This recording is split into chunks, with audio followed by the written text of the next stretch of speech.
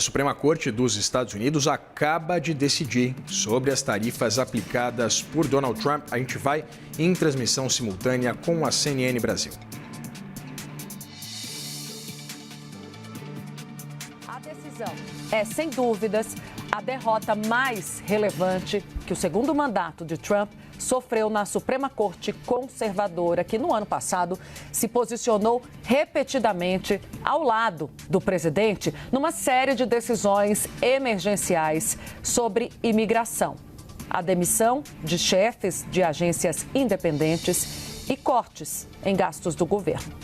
O juiz-chefe John Roberts redigiu o parecer da maioria e o tribunal concordou, por 6-3, que as tarifas excediam os limites da lei.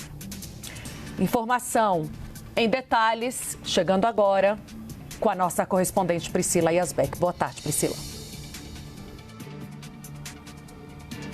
Oi, Tainá, boa tarde a você, a todos que nos acompanham. Então, saiu essa tão esperada decisão da Suprema Corte dos Estados Unidos, que responde a um processo que foi iniciado no início da política tarifária de Donald Trump, ainda por alguns importadores que disseram que estavam sendo afetados pelas decisões tarifárias de Donald Trump. Esse questionamento na Justiça foi evoluindo, passou pelo Tribunal de Apelações e chegou à Suprema Corte, que então, nessa sexta-feira, decide, numa votação por 6-3, que a Lei de Poderes Econômicos de Emergência Internacional, a IEPA, na sigla em inglês, que Trump usou para aplicar as tarifas, incluindo aquela base de 10% e também as tarifas adicionais que foram colocadas ali de forma variada, a depender do país, não devem ser aplicadas, porque isso pode ferir os interesses econômicos, inclusive de empresas dos Estados Unidos. O presidente do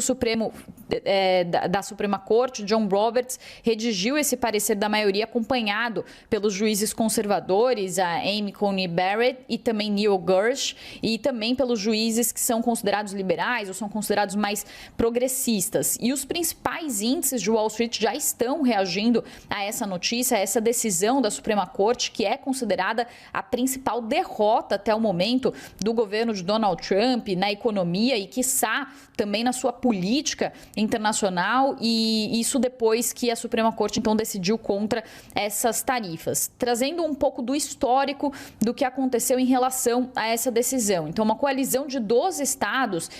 fez uma ação judicial alegando que as tarifas eram ilegais e prejudicavam os seus orçamentos. Esse caso desses estados foi consolidado em uma apelação junto com uma ação também que tinha sido movida pelo Liberty Justice Center em nome de empresas como a Voss Elections, que era uma pequena importadora de vinhos que atua aqui em Nova York, e eles argumentavam nessa ação que foi consolidada para questionar essas tarifas que Trump não pode usar a Lei de Poderes Econômicos de 77 para promulgar essas tarifas, e o que eles alegam é que o presidente excedeu as suas autoridades no desenho de algumas das suas tarifas mais acentuadas e que em 50 anos nenhum presidente tinha usado essa lei para autorizar tarifas, que seria algo que deveria passar por outras instâncias de aprovação. Então, esse foi o ponto central dessa alegação a partir dessas ações, então, como eu disse, que foram movidas por pequenas empresas que alegaram que os seus interesses estavam prejudicados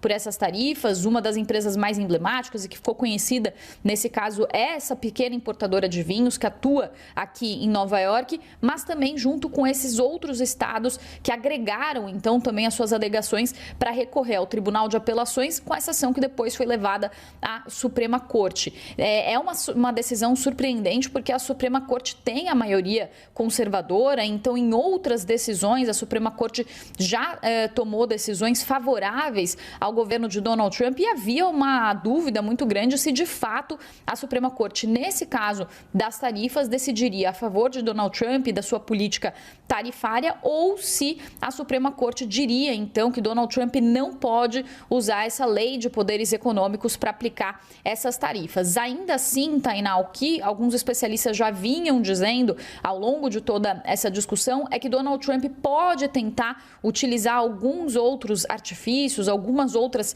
ferramentas para tentar fazer a sua política tarifária seguir adiante, já que essa é uma das principais promessas suas do seu segundo mandato, é um dos pontos centrais do seu segundo mandato e o ponto mais central da sua política econômica. Donald Trump que alega que essas tarifas elas vão ajudar os Estados Unidos a mais uma vez trazer investimentos, também empresas para os Estados Unidos, e ele que diz que isso vai fazer a economia americana se revitalizar depois que muitas indústrias deixaram os Estados Unidos. Donald Trump que diz que vários países têm usado ferramentas que são consideradas injustas no comércio com os Estados Unidos, ele que colocou as tarifas maiores para países que inclusive têm déficit, cujos Estados Unidos têm déficit comercial, ou seja, tem um saldo negativo na sua balança comercial, mas em outros casos com tarifas que inclusive foram aplicadas por Donald Trump por questões ideológicas, como foi o caso inicialmente do Brasil, quando Donald Trump tinha colocado inicialmente uma tarifa de 10%, depois subiu as tarifas para 50%, falando sobre o tratamento injusto dado ao ex-presidente Jair Bolsonaro no seu julgamento, e depois houve, claro, um recuo quando Donald Trump também percebeu que as tarifas mais altas sobre o Brasil estavam afetando alguns preços importantes para os americanos, como, por exemplo, do café, também de alguns outros itens que estavam pressionando a inflação aqui nos Estados Unidos. Portanto, o que essa decisão também traz é justamente que algumas dessas maiores tarifas são as tarifas que acabam trazendo mais prejuízos para a economia americana, mas uma decisão, então, que traz um grande revés para o governo de Donald Trump, talvez o maior revés da sua gestão até o momento. Volto com você.